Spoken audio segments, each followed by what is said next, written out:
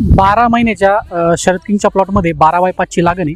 पण इथं शेतकऱ्यांना एवढं दोन मी फरक दाखवतोय. लागण करताना मी असं कायम सांगत आलेलो आहे की आपली नवीन लागण असेल तर आपण मल्चिंग 100% केलं पाहिजे आणि 2 ड्रिपरच्या लाईन टाकल्या पाहिजे. आता आपण ही तर बघू शकता की हे झाडे जवळजवळ 4.5-5 फुटापर्यंत गेलेलं आहे. इथं मल्चिंग केलेली होती आणि बाकीच्या सगळ्याला मल्चिंग केलेली. एकच लाईन बिगर मल्चिंगची ठेवली होती. याची वाढ फक्त किती झालेली तुम्हाला दिसल 2-2.5 फूट झालेली आहे.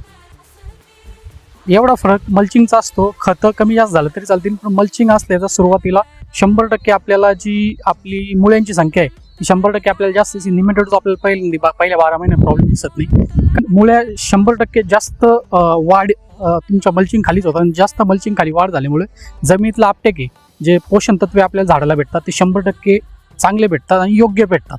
त्यामुळं मल्चिंगचा असलेलं झाड तुम्ही इथं बघू शकता आणि हे मल्चिंग नसलेलं झाड आहे. एवढा जमीन आसमानाचा फरक आहे. जवळजवळ 2.5 फूट आणि 5 फूट अंतर. मल्चिंग असल्यावरती 5 फूट झाडाची उंची गेलेली 12 महिन्यामध्ये आणि मल्चिंग नसल्यानंतर ही झाडाची वाढ पूर्ण खुंटलेली, कारण याला मल्चिंग नव्हतं.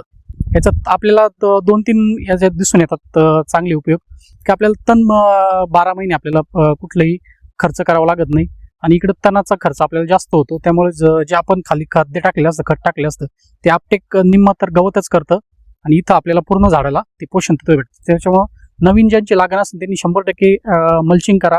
30 मायक्रॉनचं करा आणि डबल ड्रिपर टाका, इनलाईन टाका. तुम्हाला 100% आपल्या बागेमध्ये चांगला फरक जाणवेल अशासारखा.